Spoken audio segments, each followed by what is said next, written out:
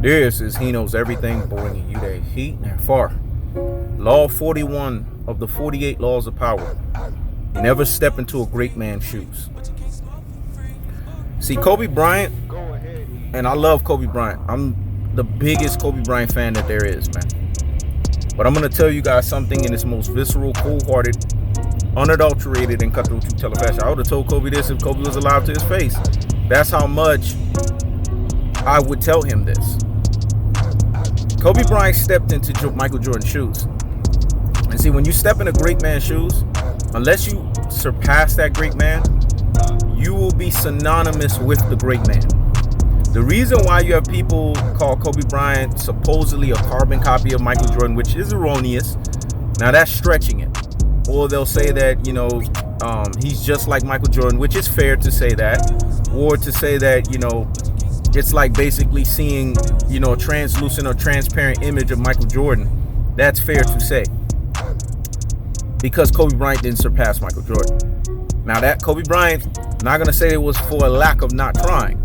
Kobe Bryant was trying to basically showcase that he was greater than Michael Jordan in every aspect.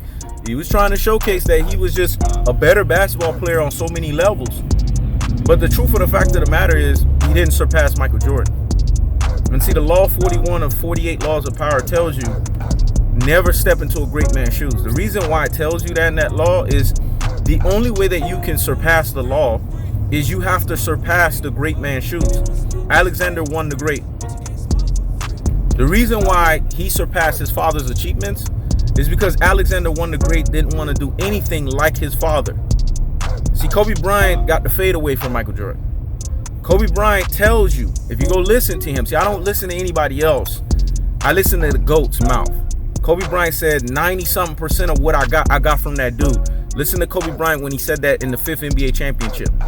Go listen to Kobe Bryant earlier in his career when he said, when I realized I couldn't be the height of Magic Johnson, because Kobe Bryant wanted to basically step into the great man's shoes of Magic Johnson's game. That was his favorite basketball player earlier on. See, I only go with what Kobe said. I don't go with anybody else said. I got to go with the GOAT's mouth. And after Kobe Bryant said that, Kobe Bryant realized, well, I'm not going to be able to be 6'9", so I'm pretty much the same height as this guy. So I want to mimic this guy. I want to emulate everything that this guy has done, and I want to pattern my game after him. Well, here's the thing. You stepped into another great man's shoes. Now you stepped into the NBA GOAT shoes.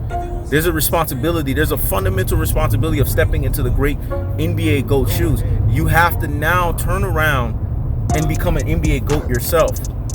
Kobe Bryant was never an NBA GOAT. He was GOATed.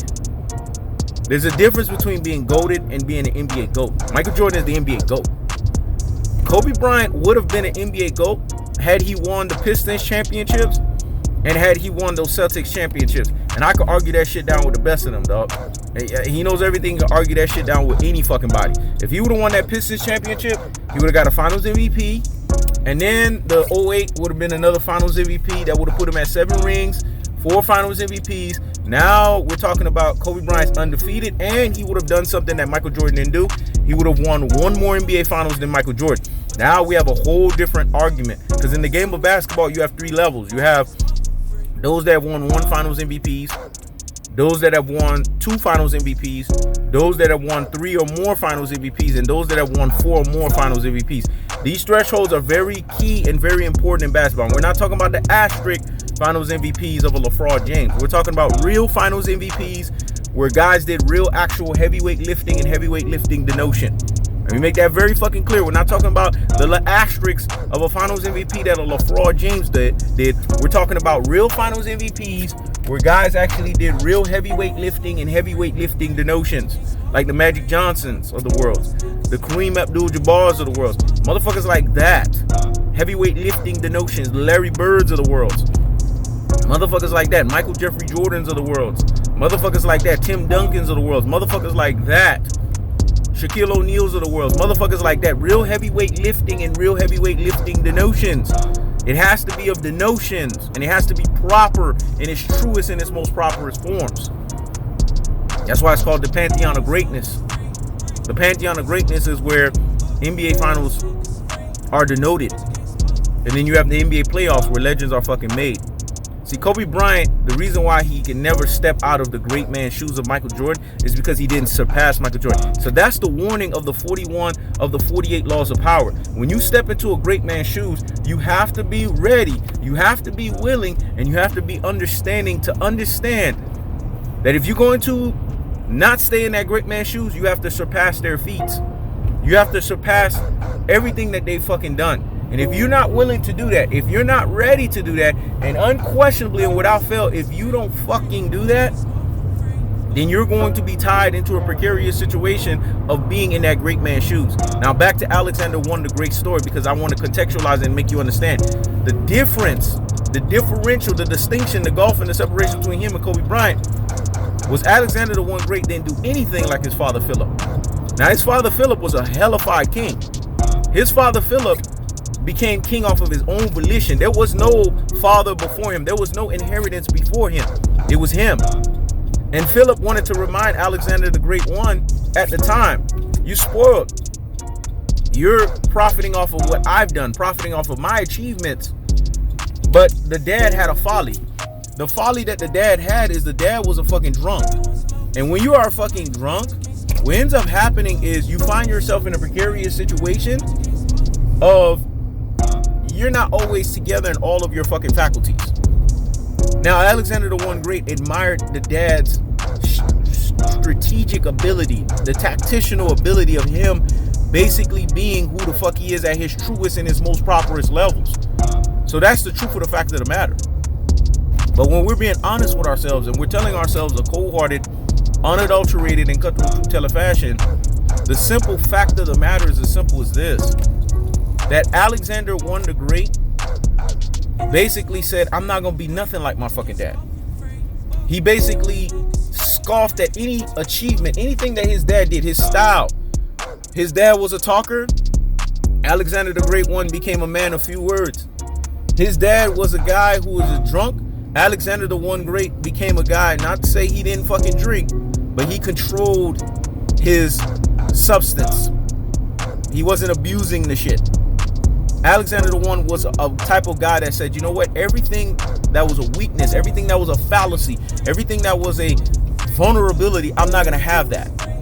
And you know what ended up happening? This is why I tell you, when you step into a great man's shoes, the only way to obliterate that great man, you have to surpass them or you have to fucking obliterate them. Let me tell you why the story was so profound.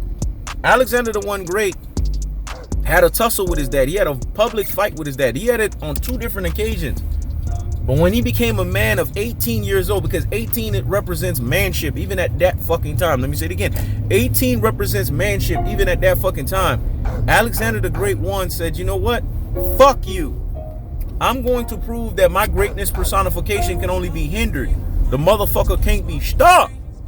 So you know what ended up happening? He tussled with his dad and he killed his dad. He murdered his fucking dad.